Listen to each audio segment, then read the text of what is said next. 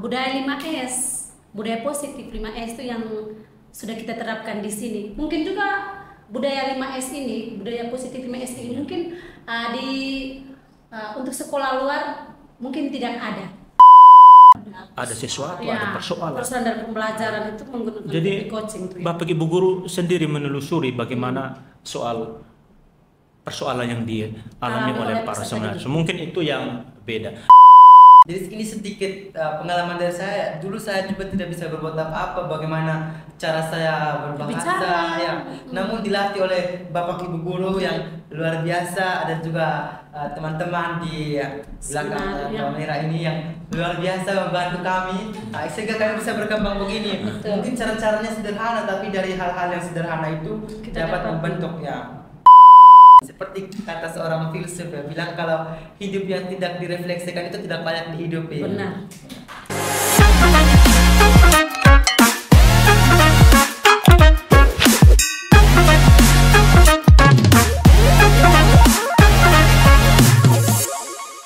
Halo sahabat BSB di mana saja berada, salam damai dan salam sejahtera untuk kita semua.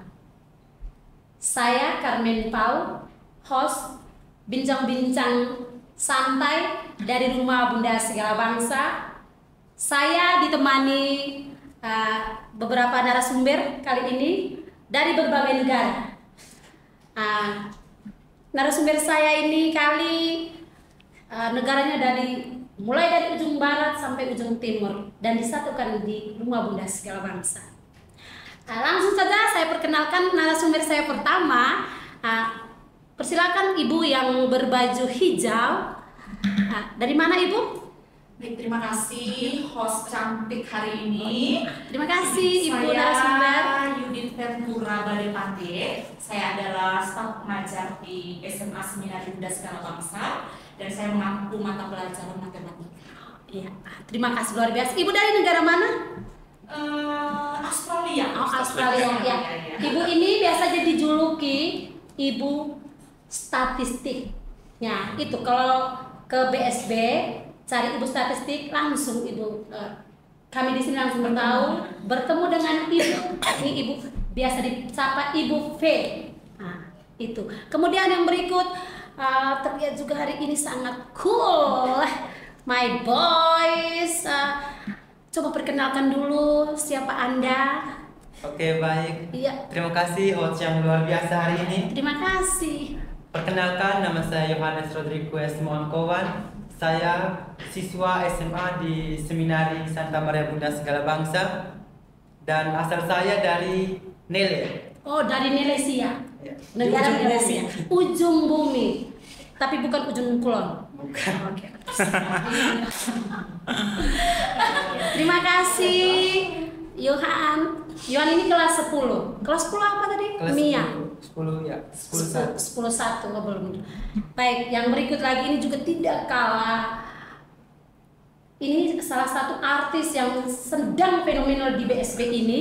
Ini dijuluki sebagai Pak Pythagoras. Mari kita kenal lebih dekat lagi. Ayo Pak, silakan perkenalkan. Oke, terima kasih banyak kepada host yang cantik yang luar biasa pada hari ini. Ya, terima kasih dan Pak. kembali berjumpa kalau tidak salah. Iya, sekian betul lama. sekali ya. Baik. Dari sebelumnya itu kita pernah. Nama saya Tedeus Mari. Saya sebagai staf pengajar juga di SMP Seminari Maria Bunda Segala Bangsa. Dalam hal ini di seminari dipercayakan juga sebagai guru mata pelajaran matematika sama dengan senior saya di sebelah Ibu Feni. Mungkin itu. Kalau asal dari ND. Dari negara Indonesia, sahabat BSB di mana saja berada. Kalau yang dari ND, pasti kenal Pak Us. Ini Pak Pythagoras. Selanjutnya my boys lagi yang tidak kalah cool-coolnya dengan sebelah itu. Silakan perkenalkan Nong Ganteng. Oke, baik untuk kesempatannya. Nama saya sendiri Franciscus Pale. Saya merupakan siswa SMP kelas 7 Seminari Santa Maria Bunda Segala Bangsa. Asal saya sendiri dari Indonesia. Indonesia. Iya, ada teman. Indonesia. Baik, terima kasih. Kali ini kita akan berbincang-bincang santai. Secara spesial pada Hari Pendidikan Nasional ini yang bertemakan bergerak bersama, lanjutkan Merdeka Belajar. Ya. Saya mengingat kembali konsep sederhana tentang Merdeka Belajar ini, bahwa Merdeka Belajar yaitu adalah salah satu upaya kemerdekaan dalam berpikir dan berekspresi. Pada dasarnya program Merdeka Belajar ini memiliki tujuan untuk memerdekakan guru dan siswa. Ini sejalan dengan semangat Ki Hajar Dewantara yang kita kenal sebagai Bapak Pendidikan, yaitu memerdekakan manusia khususnya dalam bidang pendidikan. Saya awali bincang-bincang sederhana kita ini dengan sebuah pantun sederhana. Boleh atau tidak? Boleh. Oke, siap. Pantunnya seperti ini. Nanti kami boleh jawab cakep. Ya, oke, cakep. Baik. Tanam ubi dengan sejajar. Cakep. Tebu dibuat jadi gula. Cakep. Murid merdeka dalam belajar Cakep. sesuai profil belajar Pancasila. Cakep. Oh, ini sangat luar biasa. Di awal dari Baik. pantun yang Ya, Ibu Feni, mungkin kesempatan pertama saya berikan kepada Ibu Feni. Menurut Ibu, apa makna sebenarnya dari konsep Merdeka Belajar bagi Ibu sebagai seorang pendidik? Ya, mungkin Ibu bisa silakan menjawab. Baik, terima kasih Ibu Host. Ya. Menurut pengalaman Ibu, selama lembaga pendidikan ini menerapkan yang namanya kurikulum merdeka, sebagai seorang pendidik, kita dituntut untuk bisa menjadi fasilitator bagi para peserta didik dalam proses pembelajaran. Dalam artian, sebagai pendidik kita harus terlebih dahulu melakukan yang namanya assessment diagnostik awal untuk memetakan kebutuhan belajar peserta didik. Arti kata merdeka itu bukan berarti merdeka yang sebebas-bebasnya, tetapi kita punya batasan tertentu, punya koridornya. Ketika kita melaksanakan pembelajaran, kemerdekaan itu dirasakan ketika pembelajaran yang kita sajikan atau yang kita kemas itu betul-betul sesuai dengan kebutuhan belajar peserta didik. Kebutuhan belajarnya seperti apa? Gaya belajarnya.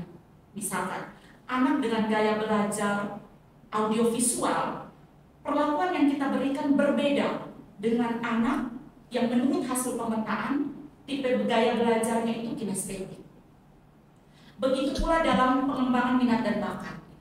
Jadi kalau mata pelajaran matematika nih Ibu, Ya. saya sharing saja. Ya, Ini kan tantangan untuk kami sebagai guru matematika yang Kreatif. untuk sebagian besar peserta didik itu terasa sulit untuk mereka mudah pahami atau mereka cerna Ya.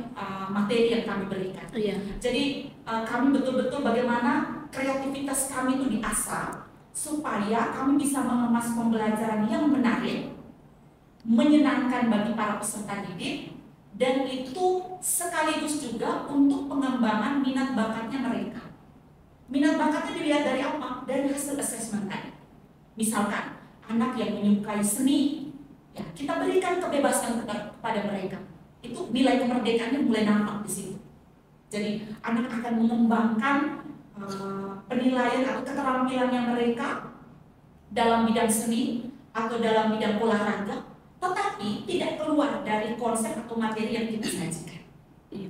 Itu saja yang bisa saya bagikan ya Ibu. Iya, ya, baik ya, luar biasa tentang untuk Ibu Feni narasumber kita yang luar biasa ini. Ya, baik, ini saya ada sedikit catatan kecil dikutip dari penjelasan Ibu Feni tadi bahwa spesial di Hari Pendidikan Nasional ini seperti yang dikatakan narasumber pertama itu adalah sebagai guru kita dituntut untuk menjadi fasilitator dalam pembelajaran supaya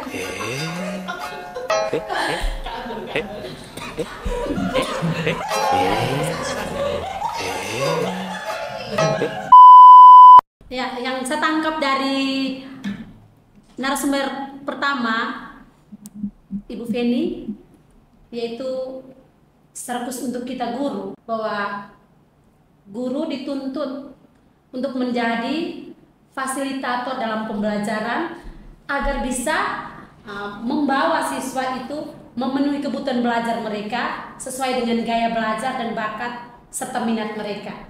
Nah, ini dituntut agar sebelumnya itu kita harus melakukan asesmen awal dulu, sehingga guru itu sudah jelas menjadi fasilitator, menggiring mereka untuk menjawab kebutuhan belajar siswa. Seperti itu ya, Ibu. Menuntun agar bisa menjawab segala kebutuhan belajar mereka. Ya, seperti itu. Jadi pertanyaan yang kedua saya beri kesempatan kepada Nong Yohan. Nong bisa ceritakan apa saja hal yang bisa Nong ceritakan itu tentang hal yang menarik dalam pembelajaran yang berada di seminar kita ini, supaya para siswa kelas, adik-adik kita kelas 6 SD dan juga SMP di luar sana itu, SMP kelas 3 itu bisa menarik perhatian mereka atau tertarik supaya bisa bergabung bersama kita. Kira-kira itu seperti apa ceritanya, pengalaman Nong Yohan selama mengikuti pembelajaran yang di seminar ini? Oke. Menarik sekali pertanyaannya.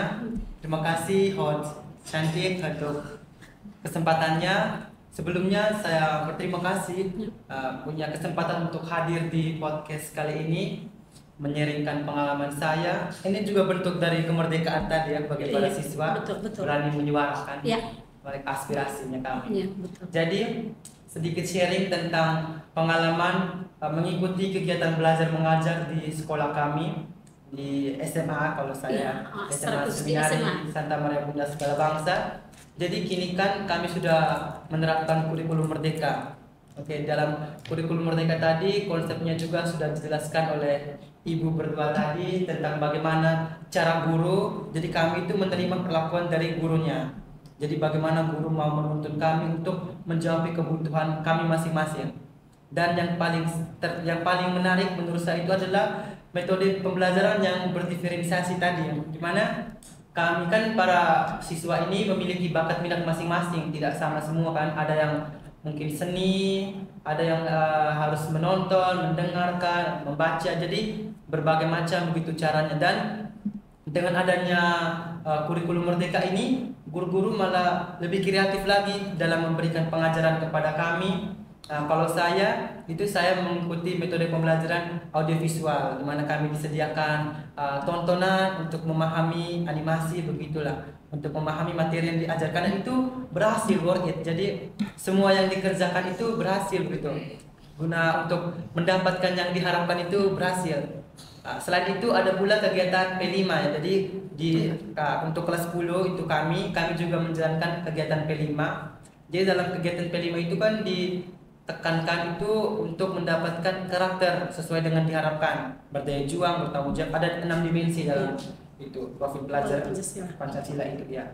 Dan salah satunya itu sangat sesuai dengan pedoman sekolah kita, yaitu bertakwa kepada Tuhan.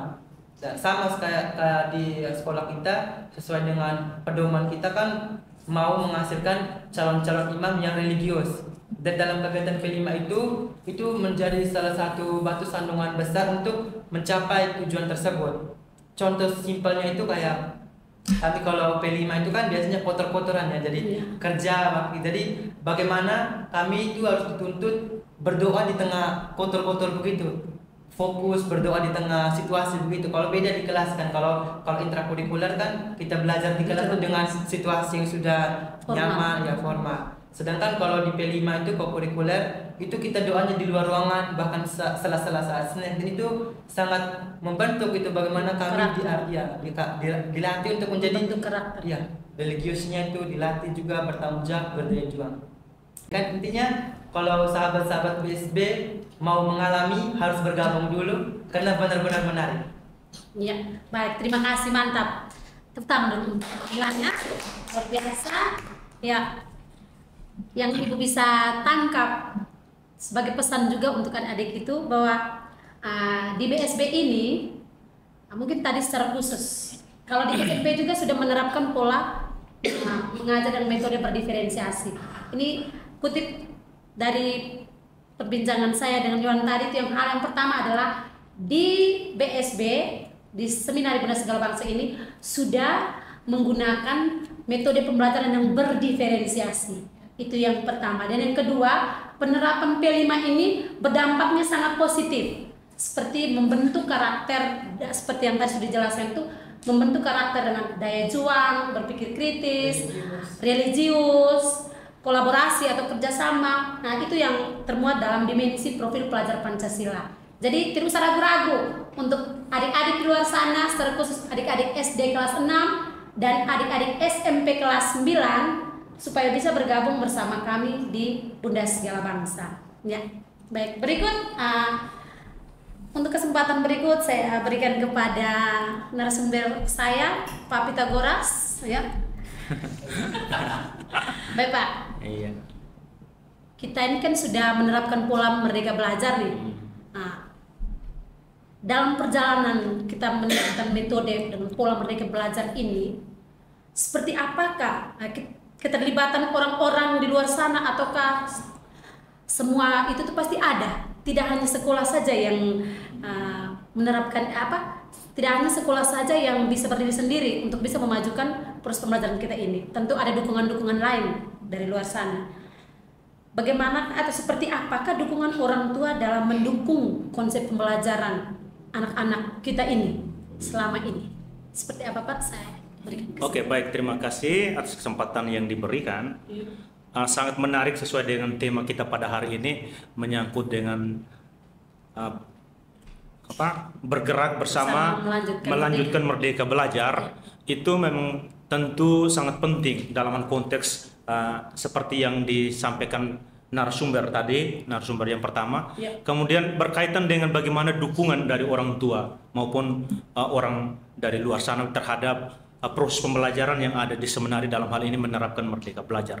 Sejauh ini kalau kami melihat bahwa dukungan orang tua sangat luar biasa sekali, sangat luar biasa. Apalagi dalam menerapkan Merdeka Belajar ini, pasti kita membutuhkan banyak pihak. Dalam hal ini baik di dalam sekolah maupun di luar sekolah. Kemudian berkaitan dengan konsep pembelajaran, memang tentu agak sedikit berbeda dengan sekolah-sekolah luar. Apalagi kita ini adalah pendidikan khusus, dalam hal ini adalah pendidikan calon imam. Berkaitan dengan bagaimana dukungan orang tua terhadap pendidikan yang ada di seminari ini. Memang selama ini orang tua tidak secara keseluruhan memberikan kepercayaan sepenuhnya terhadap seminari. Pernyataan Pak tadi bahwa orang tua itu dukungan itu belum sepenuhnya, itu maksudnya seperti apa Pak? Oke, baik. Ya. Dukungan dalam hal ini bukan soal menyangkut dengan kehadiran orang tua untuk terlibat langsung di dalam proses pembelajaran, tidak. Artinya orang tua mendukung dengan hal-hal lain. Contoh sederhana, misalkan di dalam pembelajaran kurikulum Merdeka ini ada yang dinamakan dengan seperti yang disampaikan tadi, adalah P5 tadi. Di seminari ini ada beberapa P5 yang sudah dilaksanakan oleh peserta didik sendiri, didukung oleh rekan-rekan guru, misalkan contoh kewirausahaan. Di situ memang kita mengalami kendala, kita katakan jujur mengalami kendala berbagai narasumber. Dalam hal ini kita melihat di antara orang tua yang memiliki potensi yang bergelut di dalam kewirausahaan itu. Kita merangkul mereka, artinya kita bergandeng tangan dengan orang tua itu untuk memberikan dukungan. Ada sesuatu yang lebih dari orang tua, itu yang kita butuh. Sehingga apa yang disampaikan oleh orang tua, apa yang diberikan oleh orang tua menjadi nilai tambah bagi seminari. Ya, baik. Yang saya tanggap bahwa orang tua itu tidak berkontribusi langsung secara fisik hadir di dalam keberadaan kita di sini, tetapi dalam bentuk cara pikirnya atau dalam pengetahuan-pengetahuan lain yang terlibat langsung, seperti bisa juga dengan selain dari itu, betul, ada juga yang dalam bentuk materi. Ya, itu bukti dukungan secara tidak langsung seperti itu. Itu juga sudah kita rasakan. Jadi di sini bahwa dukungan orang tua terhadap proses pembelajaran dengan Merdeka Belajar itu tuh sangat antusias ya. Betul. Terus sekali terlihat bahwa dalam P5 itu kolaborasi antara sekolah dengan orang tua itu sangat erat. Iya, betul. yang dijalankan selama ini. Iya. Ya seperti Kemudian itu ya, Pak. ya ada Ya. yang perlu saya tambahkan, melihat dengan berbagai kegiatan yang dilakukan oleh seminari beberapa tahun terakhir ini, bukan beberapa tahun, memang semenjak seminari didirikan, kita lihat antusias orang tua sangat luar biasa. Kita kasih contoh saja, misalkan ketika ada hal-hal yang bersifat salah satu misalkan promosi sekolah, bahkan orang tua menawarkan langsung. Ada orang tua mereka menawarkan kalau bisa tolong datangkan ke tempat kami. Itu menandakan bahwa bukti dukungan dari orang tua, bukan hanya orang tua saja yang punya anak yang ada di seminari, tidak. Artinya ada masyarakat, bahkan umat yang lain, karena gini kontes dalam dunia pendidikan seminari, umat-umat yang lain ketika mereka melihat ada perubahan yang terjadi di seminari dalam hal anak peserta seminari yang keluar dari sini, mereka melihat bahwa ada perbedaan dari posisi karakter yang dibentuk di seminari dengan di sekolah luar dalam hal ini. Tetapi ini kita bukan menyampaikan untuk menganggap bahwa seminari ini jauh di atas, tidak. Memang kita berbicara tentang menyangkut dengan fakta yang benar-benar terjadi. Jadi itu permintaan-permintaan seperti itu secara itu kita menandakan bahwa itu ada dukungan dari orang tua. Ya.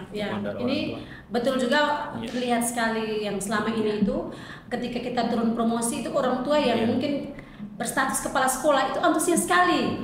Misalkan ada yang kepala sekolah SMP atau kepala sekolah SD, itu selalu kapan ibu, kapan pak, kapan seminari untuk berkunjung begitu. Dan ini di luar dari kita sesuai dengan pertanyaan kita tadi bahwa pada konsep belajar merdeka itu ada dukungan sekali dari orang tua, kolaborasi yang sangat kuat dari orang tua dan sekolah. Dengan yang seperti tadi itu ada bahwa mereka punya dukungan untuk kemajuan seminari secara umumnya, menyumbangkan pikiran mereka, kemudian bantu untuk mempromosikan seminari. Ya, seperti itu. Baik, terima kasih. Kemudian ada mungkin yang ada tambah. Ya, betul sekali. Itu iya ini yang dari Pulau Merdeka Belajar yang kita dapati itu kan kita terapkan di sini. Kemudian ada satu lagi yang selama ini kan mungkin bayangan pemikiran orang tua di luar sana menyangkut dengan bagaimana, anak-anak kami kan dititipkan di seminari ini, siapa yang menjadi penanggung jawab di sana? Memang di seminari ada perbedaan. Ketika orang tua menyerahkan sepenuhnya kepada seminari, di seminari ini punya orang tua sendiri, dalam hal ini adalah pendamping frater, formator. Prefeknya, mulai dari prefeknya, kemudian di bawah prefeknya ada itu asosius yang disebut dengan asosius di seminari. Kita punya peran guru kita, peran guru di seminari juga itu juga menjadi pendamping mereka, menjadi ibu-ibu bapak.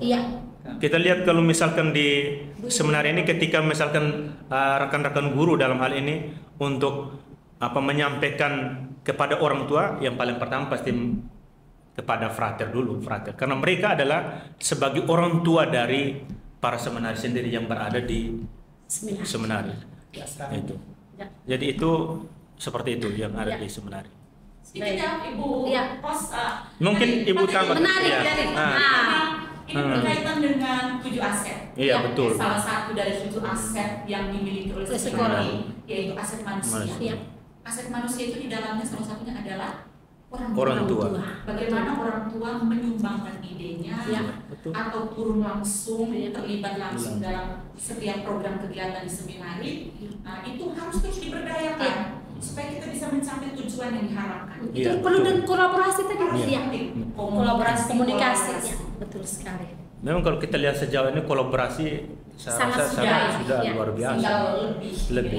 Dijaga terus, hubungan yang baik ini terus dijaga sehingga kerjasama juga lebih kuat lagi.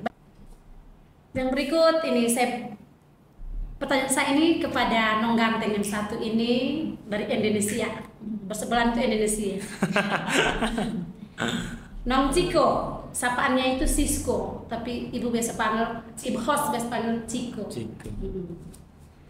Nong Ciko bisa menceritakan bagaimana pengalaman yang dampak langsung dari penerapan metode merdeka mengajar ini yang Nong Ciko rasakan selama ini itu seperti apa?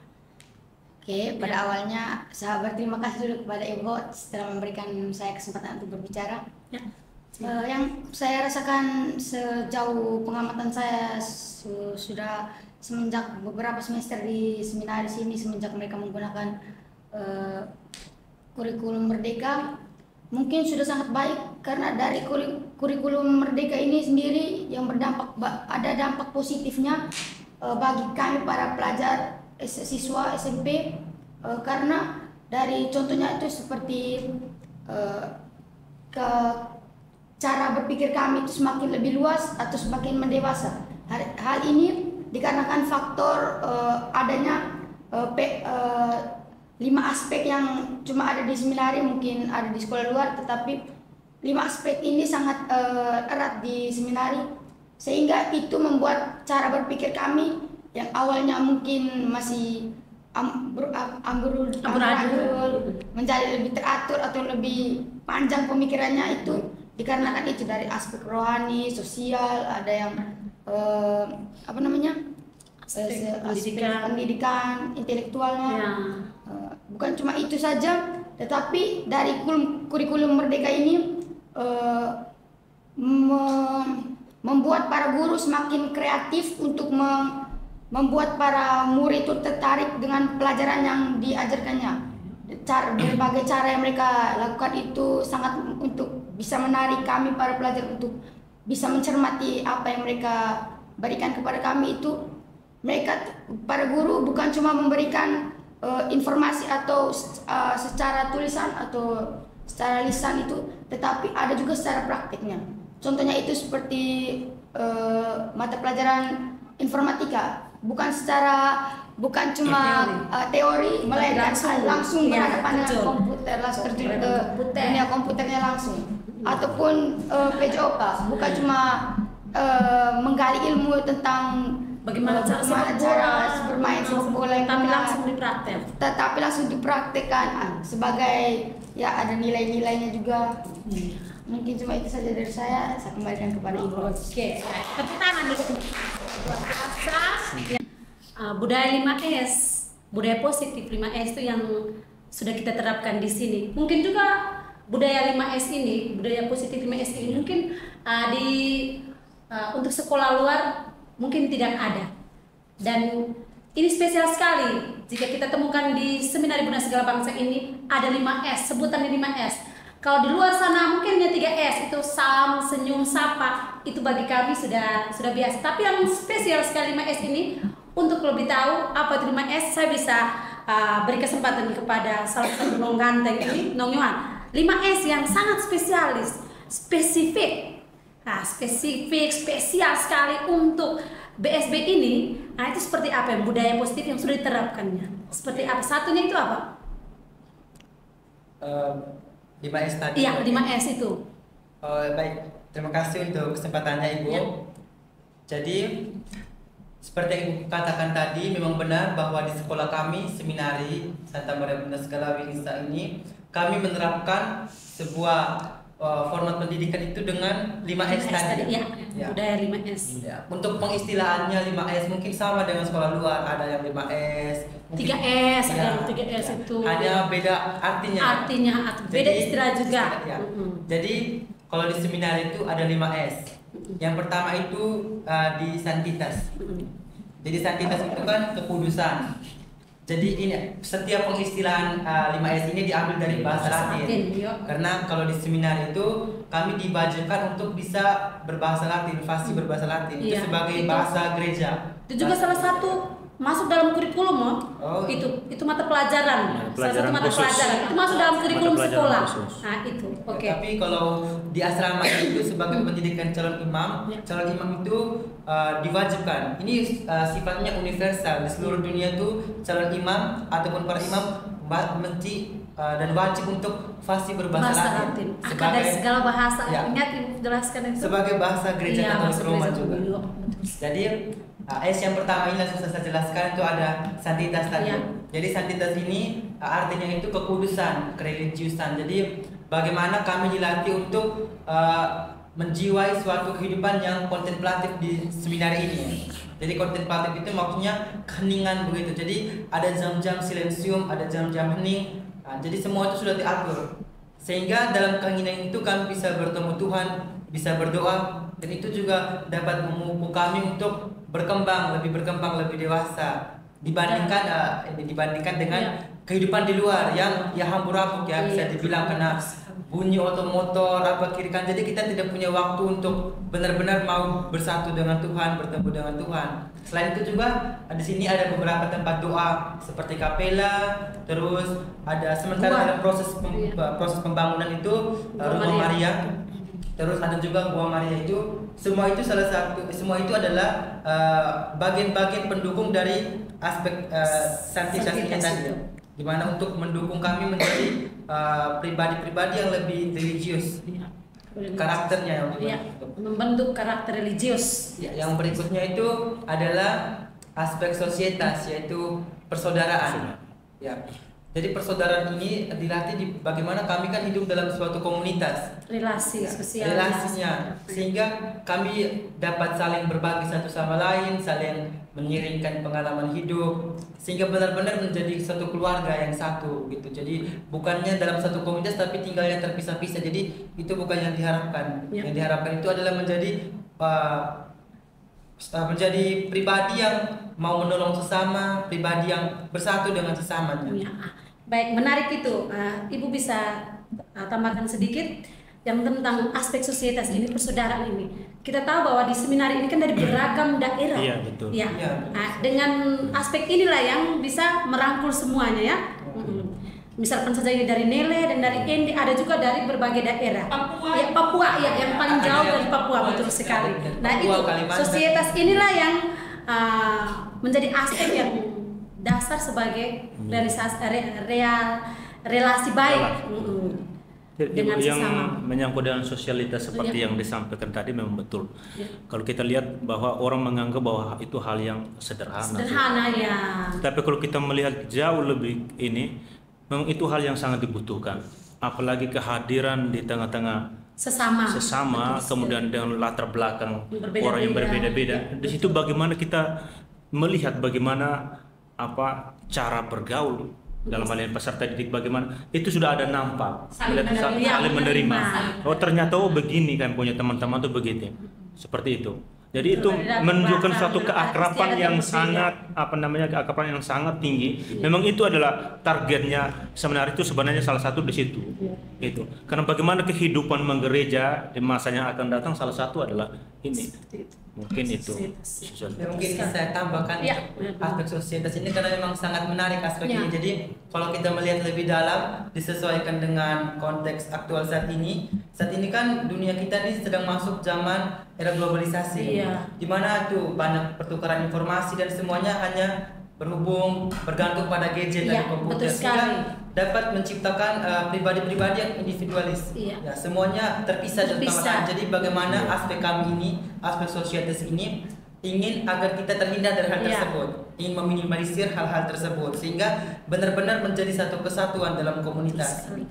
Salah satunya ini seperti penggunaan ini. Kalau mungkin saja kita bisa melihat anak-anak di luar sana, mungkin kalau sudah di luar sekolah ataupun yang di rumah ataupun di mana mereka berada, itu kesibukan itu dengan diri sendiri, itu dengan HP satu dengan satu, berpapasan dengan HP masing-masing, tidak sibuk dengan tidak saling berbicara atau tukar pikiran dengan yang lain. Tetapi inilah hal yang unik yang ada di BSB. HP ini digunakan hanya pada saat tertentu saja, ada jadwalnya, sehingga sosietas itu nampak sekali. Jadi untuk adik-adik saya yang di SMP kelas 9 dan SD kelas 6 tidak usah ragu. Dan orang tua yang agar anaknya itu jangan terlalu terpaku atau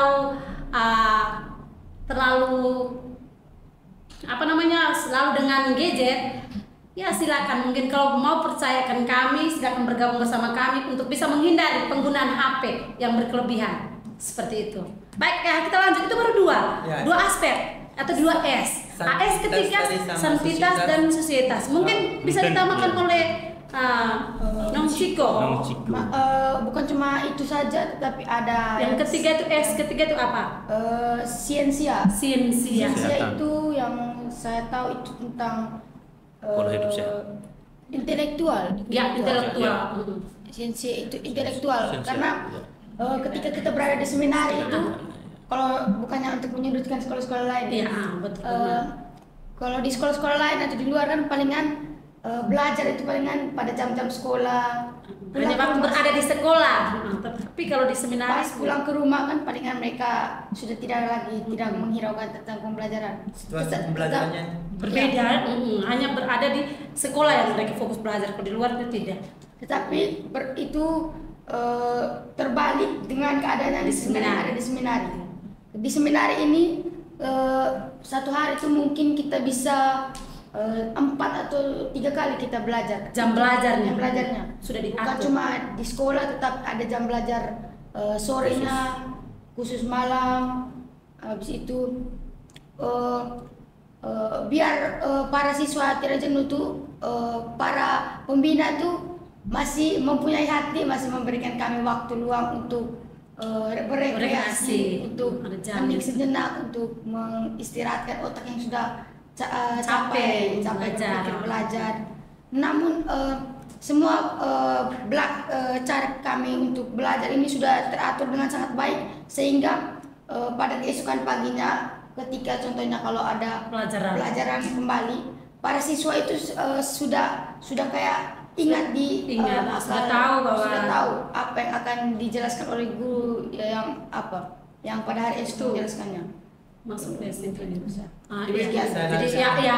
Jadi untuk aspek ini tadi memang juga menarik ya, karena sangat luas situasi pembelajaran kami di sini, bukan cuma di sekolah tapi di asrama juga. Selain itu kami juga ada yang namanya sekolah minggu. Itu kami mengikuti pembelajaran liturgi praktis. Jadi sebagai calon imam kami mempelajari liturgi praktis, bagaimana keadaan perlengkapan gereja itu kami pelajari.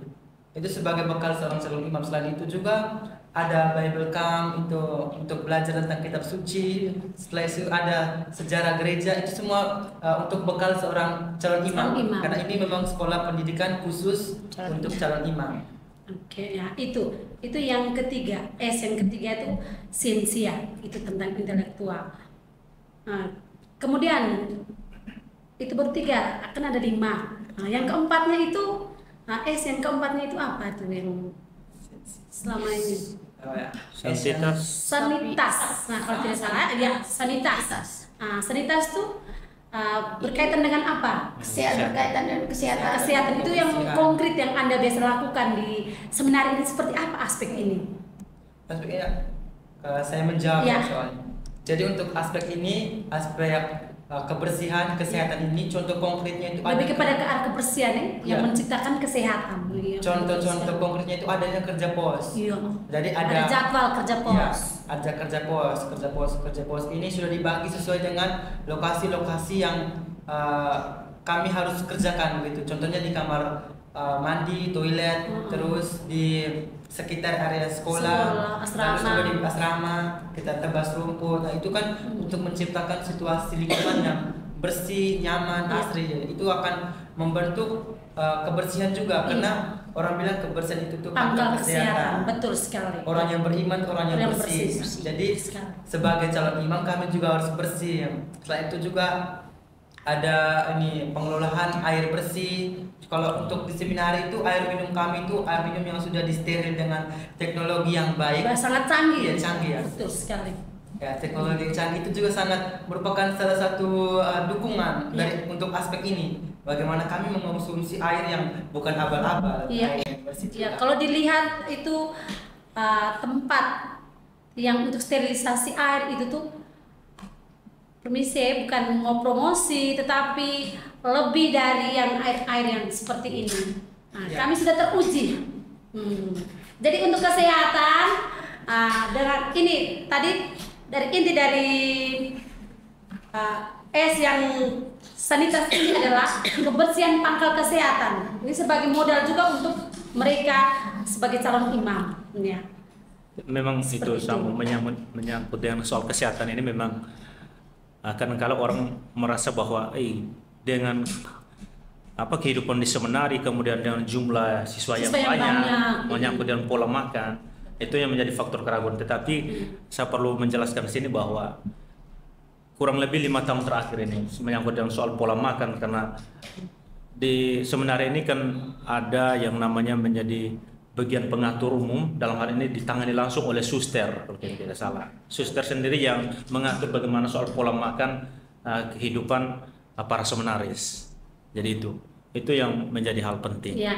Kemudian kita lihat juga soal kebersihan di lingkungan soal, bukan hanya peserta didik saja yang menjadi ambil bagian dari itu. Ya. Memang kita punya ada tenaga kerja yang punya potensi dalam hal ini untuk membenahi soal kebersihan yang ada, service itu ada.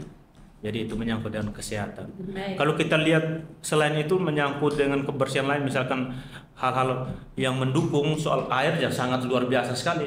Karena berbagai sumber mata air di sini kalau kita lihat kurang lebih ada 8 bahkan sampai dengan 9 titik air yang digunakan. Baik. Jadi itu para seminaris yang mereka akan sendiri yang menikmati tentang soal itu. Jadi ini adalah yang realita yang mereka alami di seminar ini dan juga kami Bapak Ibu guru. Jadi ini bukan berarti kami mau menyudutkan siapa-siapa, tetapi apa adanya kami sampaikan ini. Tidak ada briefing-briefing. Jadi ini benar-benar murni dari apa yang mereka alami selama mereka berada di seminar ini. Jadi sekali lagi tidak usah ragu, datang bergabunglah bersama kami. Ya. Baik, yang berikut aspek yang kelima, 5S ini. Yang kelima ini juga tidak kalah penting supaya yang lain juga tahu. Itu salah satunya kebersihan itu. Di luar sana, sekolah sana atau ke sekolah dimanapun berada itu tidak sama dengan kita punya di sini. Yang satu ini juga pasti mereka di luar tidak sama. Tidak ada pemilik. Itu yang menjadi kelebihan di seminar kita ini. Nah, yang terakhir ini apa? Adanya aspek Sapiensia. Betul sekali. Sapiensia ini bahasa Latin. Kalau bahasa Indonesianya itu apa? Kebijaksanaan. Kebijaksanaan. Nah, jadi saya ingin menjelaskan lagi bahwa 5S ini bukan berlaku hanya untuk para seminaris. Kami di sini sebut para seminaris. Tetapi kami semua yang ada di lembaga pendidikan calon imam ini itu juga berlaku menerapkan budaya positif 5S ini. Ya. Lanjut kita berbincang tentang 5S yang terakhir ini. Baik, tentang kebijaksanaan. Ya. Seperti apa konkretnya yang dalam kehidupan sehari-hari? S yang terakhir itu ada sapiensia, itu artinya kebijaksanaan tadi, kemandirian. Jadi bagaimana para seminaris ini dilatih untuk mandiri sejak kecil. Ya. Contohnya ini ada Contoh kami berdua. kecil, ya. Kita tanya dulu, Ciko ini umurnya berapa tahun? Ya. Saya sekarang umurnya saya sendiri 13 tahun. 13 tahun. 13 tahun, kalau saya 16 tahun. Iya. Kita lihat kalau anak-anak di luar yang 13 sampai 16 tahun masih di bawah Iya. pendampingan orang tua, Masih di bawah atau orang dituntun tua, orang tua. Iya, Itu toh? semuanya kan akan berbeda dengan ketika masuk di seminari. Jadi kami akan terlepas dari semuanya itu. Iya. Jadi kami bagaimana cara kami mengontrol diri sendiri itu, bagaimana kami menjadi pemimpin untuk diri sendiri. Ya. Contoh konkretnya itu ini memang sederhana, tapi Ya. yang sederhana itu justru sangat important, Ya, sangat penting untuk sebagai pengalaman. Ya, hidup. contoh nyatanya itu tuh mencuci baju ya. Nah, itu Jadi betul lihat, sekali. kalau Mencuci di luar, baju. kalau di luar tuh zaman sekarang sudah ada mesin cuci. Mesin cuci, biasanya orang tua, kakak yang adik cuci, ya. bisa cuci bantu toh. Tapi di sini Kalau di kamu sini minta kan bantuan beda, siapa? 13 tahun, 16 Betul. tahun cuci sendiri. Iya. Cuci sendiri. Itu mengontrol diri. Iya, Sudah mengontrol melatih diri. untuk mengontrol Bagaimana diri. melatih untuk melipat pakaian, Iya. melatih untuk setrika baju sendiri. Merapikan lemari. Ya, merapikan itu memang hal-hal yang sederhana, tapi dari yang sederhana itu bisa membentuk pribadi yang bijaksana. Bijaksana, mandiri, dan Ya. lebih ke mandiri. Mandiri. Iya, betul sekali. Kurang Baik. lebih itu contoh-contoh konkretnya. Iya, baik. Memang kita lihat yang poin yang ini memang sangat penting Penting sekali sekali untuk dan sebagai- tidak segampang Ya. apa yang dipikirkan. Kadangkala sebagai sebagai orang tua tentu Ya. punya harapan yang tinggi Iya. menyangkut dengan soal Mandiri tadi, iya, betul dan sekali. jarang kita Wah. menemukan anak-anak yang seperti itu. Betul. Kita bahkan apalagi dengan perkembangan teknologi yang seperti Ya. kita rasakan saat ini, bahkan di saat ini banyak orang tua yang kalau kita lihat apalagi dalam kehidupan di komunitas luar di sana Iya, banyak betul. yang mengeluh tentang hal itu. Iya.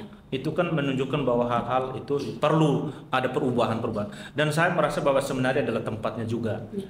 Bagaimana kita mendidik dan seperti yang dirasakan oleh kedua seminaris tadi, mereka sendiri yang merasakan tentang itu soal kebijaksanaan tadi. Bukan hanya soal kemandirian dalam hal untuk kebutuhan pribadi, tidak, tetapi semua. Kalau kita melihat masa depan, kita lihat dalam konteks macam di pembelajaran yang dilakukan oleh.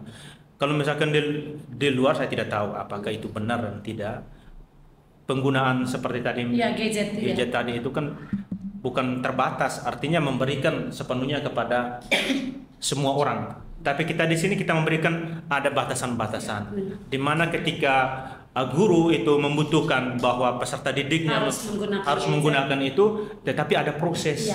Kita membutuhkan proses.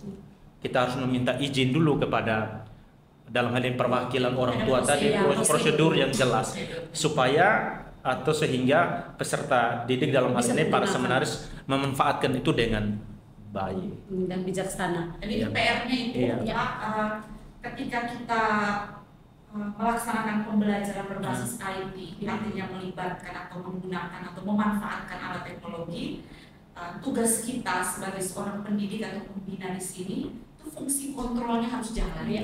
Jangan sampai terjadi penyalahgunaan. Karena kita betul-betul menjaga nih karakter anak-anak kita nih supaya jangan sampai terlena menggunakan hal-hal dari luar itu mempengaruhi, bahkan membuat merosotnya panggilan mereka di sini. Jangan sampai mereka lebih tergiur ke dunia luar. Nah itu yang salah satunya dunia luar itu seperti ini. Iya, fungsi kontrolnya harus tetap jalan, kolaborasi kerjasama. Baik, betul sekali untuk mendukung kebijaksanaan yang betul sekali. Jadi mandiri bukan berarti seenak gue, semau gue bebas-bebasnya. Semau gue, tapi ada batasnya ada fungsi kontrol juga dalam diri dan orang lain. Seperti itu. Namun kita melihat sejauh ini kalau kita memantau secara langsung para seminaris, saya lihat mereka merasa bahwa biasa-biasa saja.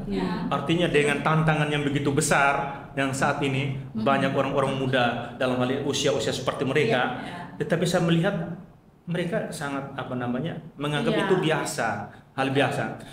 Meskipun barang seperti ini mereka tidak pegang atau mereka tidak gunakan, mereka bahwa itu hal yang biasa.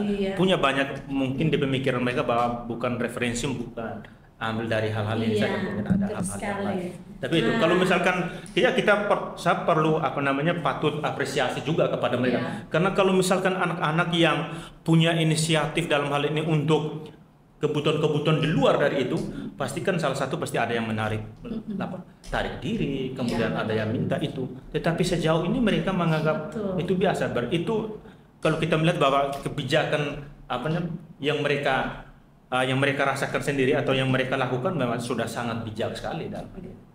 Kembali lagi Pak, itu kan kembali ke mereka. Iya betul. Ketika mereka punya pilihan hidupnya ke sini, artinya ada motivasi intrinsik dari dalam diri. Saya punya jalan hidup, saya harus di seminari. Ketika itu betul-betul lahir dari keinginan dari dalam diri, sudah pasti mereka akan enjoy, menikmati kehidupan di sini. Dengan salah satunya tadi menikmati aturan yang ada dengan cara menaati, mengikuti sehingga tidak melakukan pelanggaran. Sesuatu yang dibiasakan, hal baik yang dibiasakan ketika sudah membudaya itu sudah anggap dan ini bukti nyatanya, saksi hidup 13 tahun sudah bisa berbiasa dengan kalau usia seperti ini 13 tahun di luar kita sana, tidak bisa bayangkan kalau misalkan bukan berada di seminari seperti apa. Pasti sibuk. Bahkan orang tua juga bisa saja bisa dikatakan pusing juga dalam usia-usia seperti mereka. Nah itu sekali lagi atau bagaimana kita betul sekali lagi saya ingatkan saudara-saudaraku, bapak mama, adik di luar sana tidak usah ragu lagi, sudah jelas sekali.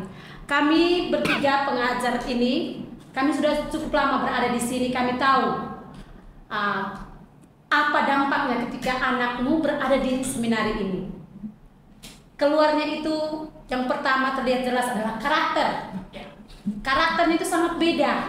Ada beberapa pengalaman yang sudah diseringkan dari orang tua. Itu mereka sangat bahagia anaknya berada. Bahagia, ini kata saya garis bawahi, bahagia anaknya berada di sini. Bukan berarti lepas tanggung jawab, tetapi orang tuanya mengarah untuk bisa membentuk karakternya itu dengan baik seperti itu. Jadi tidak usah ragu, ayo bergabung bersama kami untuk adik-adik SD kelas 6 dan SMP kelas 9. Jangan ragu lagi. Kalau mau tidak ugal-ugalan di luar, supaya jangan boros pemakaian pulsa datang saja ke seminar. Oke? Yuk, mari kita lanjut. Yang berikut ini menarik juga untuk Bapak dan Ibu guru. Ya, Terbalik, Bapak dan Ibu guru. Bapak dan Ibu guru. Oh iya, harus terbalik. Ya, posisinya harus fokus ya. dari kami. Ibu sekaligus menjadi Bapak. Oke. Ya, di sini. Iya, Ya. betul. Berarti saya juga sekaligus menjadi ibu. Untuk menjadi orang tua Iya, betul. calon imam. Ya, seperti itu. Baik. Yang menarik lagi yang kedua ini nih. Menurut Bapak dan Ibu guru, kalau Ibu Feni sendiri, apa tantangan utama Ibu Feni melihat dalam mewujudkan konsep Merdeka Belajar di lingkungan pendidikan saat ini? Tantangannya seperti apa? Antara tantangan intern ataupun ekstern, itu seperti apa? Silahkan Ibu. Baik, terima kasih Ibu host. Ya. Konsep Merdeka Belajar itu seperti yang saya sampaikan di awal. Jadi, bagaimana seorang guru atau tenaga pendidik berperan sebagai fasilitator melaksanakan pembelajaran yang sesuai dengan kebutuhan belajar peserta didik.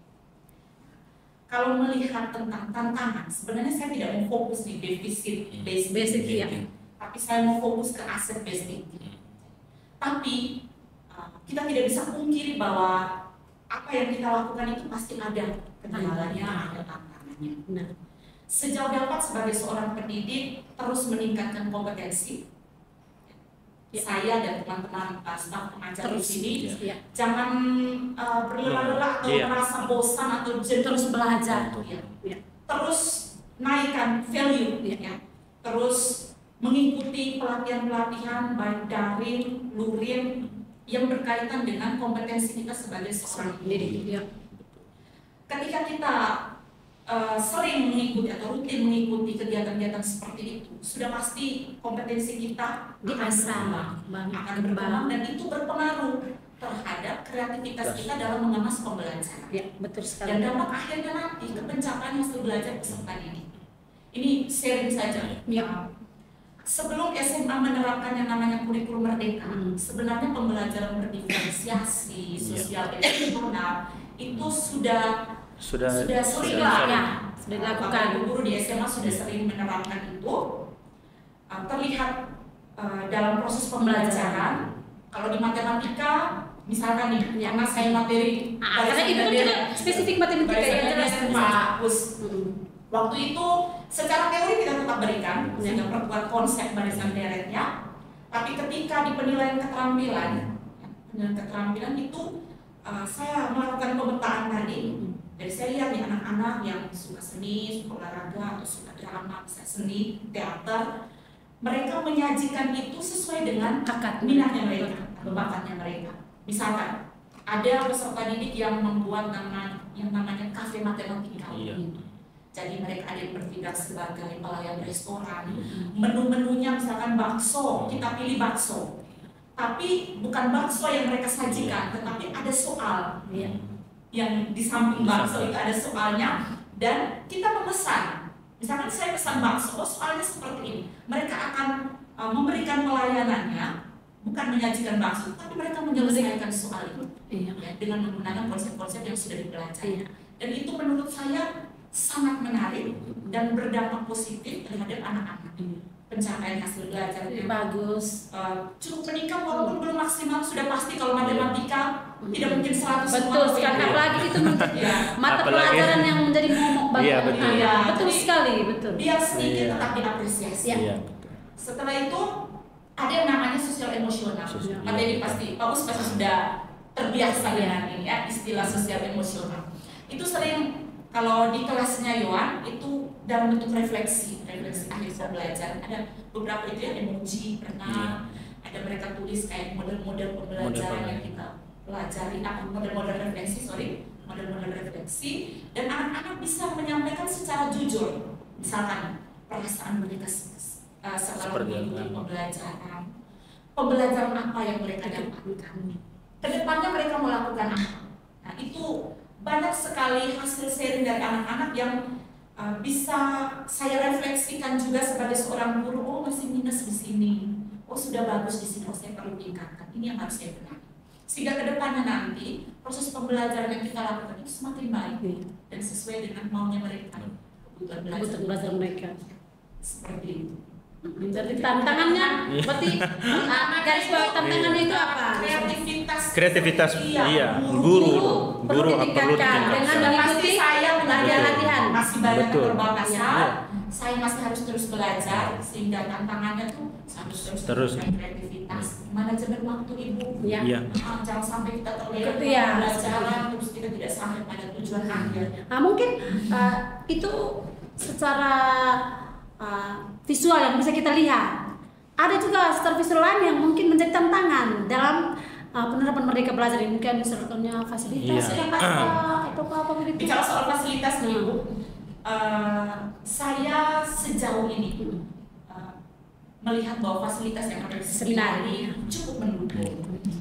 Ya, dalam artian tidak bisa kita katakan bahwa sudah sangat mendukung atau sudah sangat maksimal. Kita kan sementara proses terus dilengkapi lah ke depannya usahanya seperti apa supaya lebih banyak sarana prasarana yang bisa didatangkan ke seminar untuk kita manfaatkan dalam pembelajaran. Tetap satu prinsip yaitu pemberdayaan aset. Ya. Jangan sampai kita terlalu fokus dengan kekurangan apa yang ada di depan mata. Misalkan kemarin waktu yang tadi saya bilang ada kafe matematika dan lain itu kami manfaatkan BLK. Kami laksanakan itu di BLK. Itu asetnya kita. Misalkan saja matematika itu kontekstualnya tuh sangat Ibu. Itu sangat luas di lingkungan seminar ini sangat mendukung. Aset lingkungan untuk bikin pohon yang ada di gambar. Langsung. Iya, banyak pohon di sini, banyak gedung, betul sekali. Manfaatkan Jadi lingkungan yang ada di itu, sekolah. Itu tantangannya itu kalau fasilitas mungkin ada beberapa mata pelajaran yang perlu fasilitas misalnya sains. Neraca kita tidak mungkin menggunakan alam apa yang bisa mengukur neraca itu. Itu perlu juga dalam fasilitasnya itu. Tetapi ada juga kita bisa menggunakan aset lingkungan sekolah kita seperti itu. Baik. Jadi tantangan itu ada dua fasilitas dan kreativitas guru untuk terus meningkatkan kemampuan kita dalam kita punya basic sendiri maksudnya supaya bisa seperti itu. Baik.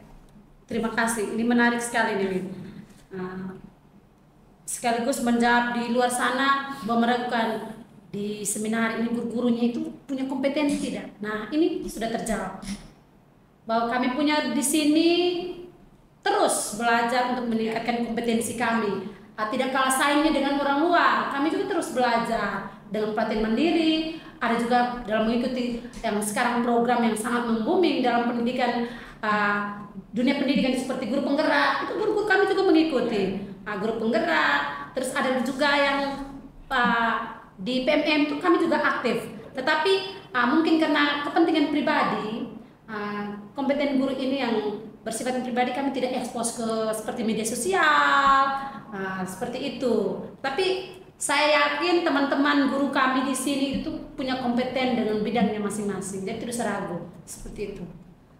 Terlihat ini para narasumber saya itu berkompetensi. Seperti itu, baik. Nah, berikut ini saya mungkin beri kesempatan juga kepada Pak Us sebagai Pak Guru Pitagoras. Ini juga menarik nih pertanyaan sebenarnya. Pak, setelah melakukan ini Merdeka Belajar nih, apa saja langkah konkret yang Pak lakukan untuk bisa mendukung konsep Merdeka Belajar ini seperti apa? Langkah konkret. Nah, kita langkah konkret supaya orang lain tanya. Di luar sana juga banyak sekolah menerapkan Merdeka Belajar. Tapi mungkin yang lebih konkret yang bisa mendukung kita punya pembelajaran itu tuh, supaya mungkin saya punya di sini ada beda sedikit. Kalau yang sama-sama tidak perlu, tapi yang sedikit beda, sehingga terlihat bahwa BSB itu beda dong, seperti itu. BSB. Oke, baik. Baik, terima kasih untuk mendukung soal Merdeka Belajar ini memang saya tidak mau berbicara banyak dalam hal ini. Kalau berbicara banyak di luar juga sama. Tapi yang ada perbedaan khusus di seminar ini yang pernah kita lakukan dalam hal ini soal bagaimana melakukan refleksi, membuat refleksi itu. Dan membuat refleksi ini bukan hanya guru, tetapi peserta didik yang benar-benar melakukan refleksi. Dan di sini di seminar ini dituntut bagaimana seorang seminari dalam hal ini sebagai peserta didik, mereka bagaimana membuat refleksi perjalanan mulai dari awal sampai dengan akhir dalam hal ini, baik dalam proses pembelajaran dalam satu hari. Dan itu bukan dilakukan hanya pada para seminaris, tetapi guru juga melakukan refleksi seperti tadi yang Ibu V sampaikan tadi itu, menyangkut dengan bagaimana soal kreativitas guru untuk mendukung kualitas guru itu sendiri, pasti dia perlu refleksi kembali. Jadi itu adalah langkah konkret untuk bagaimana kita mendukung proses merdeka belajar ini. Jangan sampai seperti yang dikatakan bahwa merdeka ini bukan soal merdeka yang ini, tidak.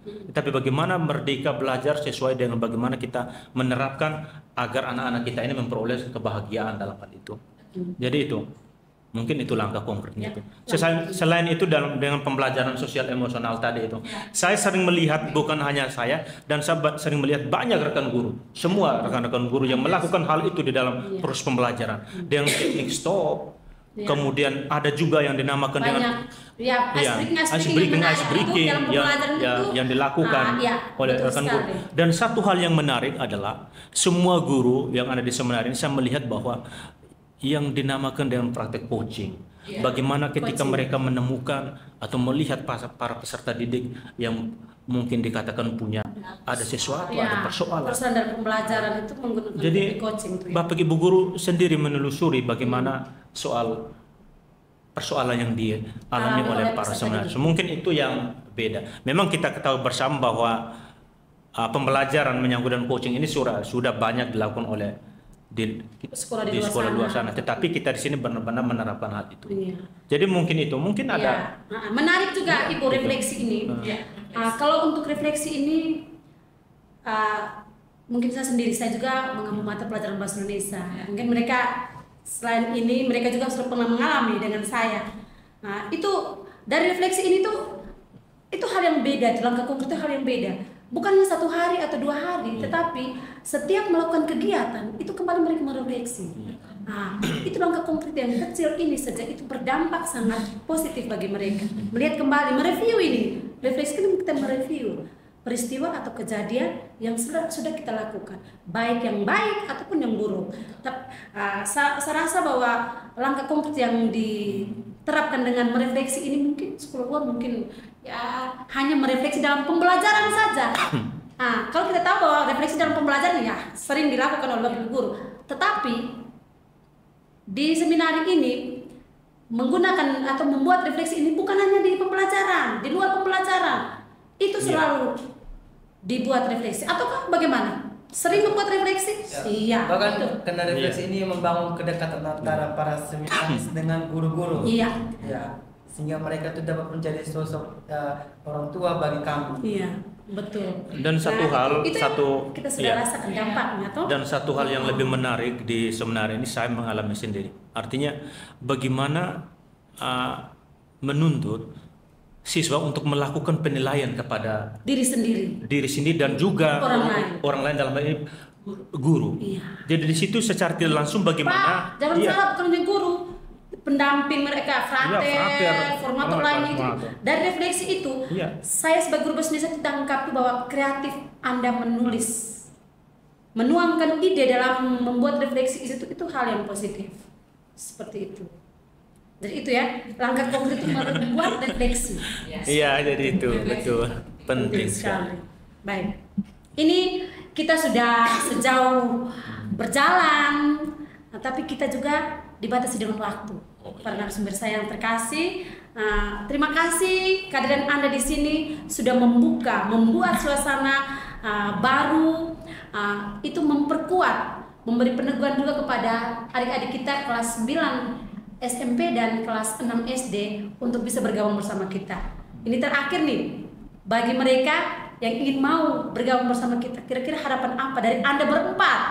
Harapan apa sehingga bisa bergabung? Jangan lupa kalau mau bergabung langsung ke pastor paroki, bisa ambil formulir di situ, ataukah bisa langsung ke seminari.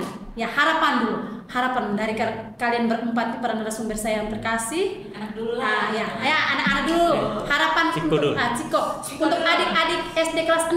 Nah, kalau dia ini mungkin untuk adik-adik SMP kelas 9. SMP Ya, kelas 9. seperti itu. Ciko, bagaimana harapanmu? Mungkin harapan saya untuk adik-adik kelas 6 SD,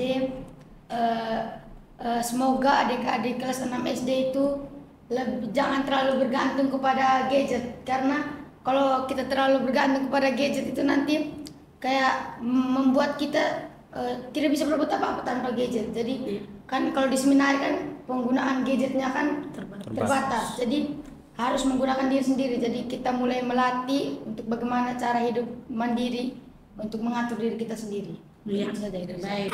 Jadi ingat itu, adik-adik, supaya jangan terlalu buang uang, bikin ribut dengan orang tua untuk beli pulsa data karena HP aja. Jadi silakan bergabung bersama kami. Yuk, silakan. Untuk harapan untuk adik-adik kita kelas 9 Kelas SMP. Baik Ibu host. Jadi harapan saya untuk adik-adik sekalian yang sedang menonton, Ya. harapan besar saya yang mau kalian bergabung ya. Ya, betul sekali. Itu harapan satu-satunya. Bergabung karena barangkali mungkin di sini tempat yang cocok untuk kalian. Mungkin di sini adalah tempat yang akan membuat kalian menemukan jati diri kalian. Ya.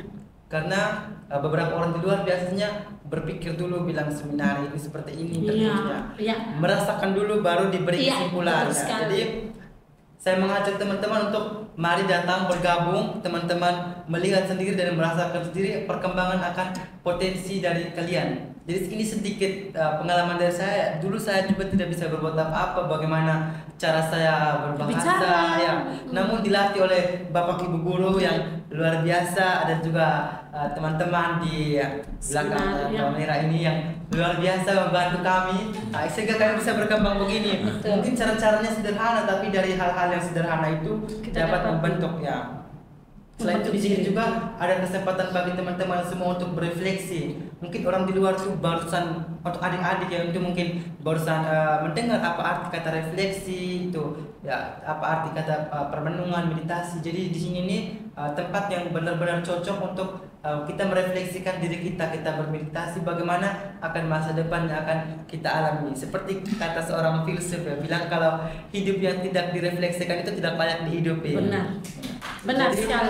mari Ya, bergabung di sini menjadi agar motivasi dapat, untuk kalian. berkembang. Saya jamin pasti mungkin tidak 100% tapi akan ada perubahan yang ada. Benar sekali. Ya, baik. Jadi itu harapan dari kedua putra kita. Ini calon-calon pemimpin gereja masa depan. Betul. Nah, ya, berikut mungkin ada harapan dari Ibu Feni juga. Silakan Ibu Feni, harapannya untuk Baik, untuk anak-anak saya di dalam kuliah yang sudah bergabung, yang sudah merasakan kehidupan di seminari, harapan Ibu adalah tetap bertahan. Ibu mewakili suara hati semua pembina tenaga pendidik di sini, ya, tetap bertahan di jalan panggilan ini. ya, Percayalah bahwa Tuhan dan Bunda segala bangsa tidak akan meninggalkan kalian. Itu pasti akan terus menuntun, mendampingi sampai pada tujuan akhirnya nanti kemana. Karena ketika adik-adik berada di tempat ini, secara sadar berada di seminari, sudah tahu arahnya kemana. ya. Jangan sampai godaan-godaan di luar membuat panggilan kalian itu mulai luntur. Ya. Terus untuk anak-anakku di luar sana, Ya. peserta didik kelas 6 ya, Ya, 6 SD dan SMP kelas 9. Kelas 9 SMP. Sudah banyak hal yang kami bagikan hari ini, dan percayalah bahwa ketika anak-anak bergabung di rumah Bunda segala bangsa, kalian akan menjadi pribadi yang jauh lebih baik dalam beriman, berilmu, beramal juga, Ya. karena butuhlah kita hidup, kita adalah makhluk sosial.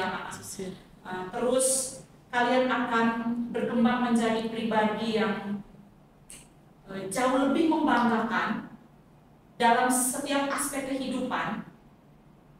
terlebih untuk orang tua yang sungguh-sungguh mendukung kalian nanti. Jadi jangan pernah ragu, bergabunglah bersama kami, dan kami siap untuk menjadi orang tua, menjadi sahabat, menjadi guru yang baik dan bisa menerima kalian, bisa membantu kalian untuk sampai pada tujuan akhir. Ya, baik, ya, luar biasa harapannya. Silakan Pak Us. Oke, baik. Terima kasih. Harapan saya kepada pemirsa yang lagi menonton, dalam hal ini khususnya untuk kepada orang tua, berikan kesempatan anak-anak, bapak mama semua, bagaimana untuk mendukung gereja di masa yang akan datang dengan cara bahwa berikan kesempatan anak-anak bapak mama untuk masuk ke SMP dan SMA Seminari Maria Bunda Segala Bangsa. Mungkin itu adalah harapan saya, harapan terbesar saya, bagaimana kita mendukung gereja di masa yang akan datang, karena kita tahu bersama bahwa gereja di masa yang akan datang sangat membutuhkan sosok-sosok pemimpin gereja, yaitu anak-anak kita yang saat ini kita banggakan, yang saat ini kita didik untuk bagaimana kita membangun gereja di masa yang akan datang jauh lebih baik. Mungkin itu, terima kasih. Baik, terima kasih, harapan yang luar biasa. Dari sekian banyak harapan itu, bahwa satu kesimpulan harapannya yang sangat terbesar bahwa bisa bergabung bersama kami di lembaga pendidikan calon imam ini. Titip pesan untuk kalian semua yang berada di mana saja berada, untuk alumni BSB juga, tebarkanlah kabar baik ini kepada siapapun yang ingin mau bergabung bersama kami. Dan juga sebagai pengalaman yang Anda rasakan di seminari, bisa Anda berbagi, bercerita kepada sahabat-sahabat kita di luar sana. Akhir cerita kita sekian dulu sampai di sini, tetapi bukan berarti kita berakhir dalam berproses dalam berpendidikan. Selanjutnya di kehidupan kita untuk menatap masa depan kita di Rumah Bunda Segala Bangsa ini. Sebagai kata terakhir, izinkan saya untuk berpantun. Makan siang dengan ikan bakar, cakep. Ditata di atas meja bunda, cakep. Mari bergabung bersama kami Bunda Segala Bangsa, cakep. Jangan lupa daftarkan dirimu sekarang, cakep.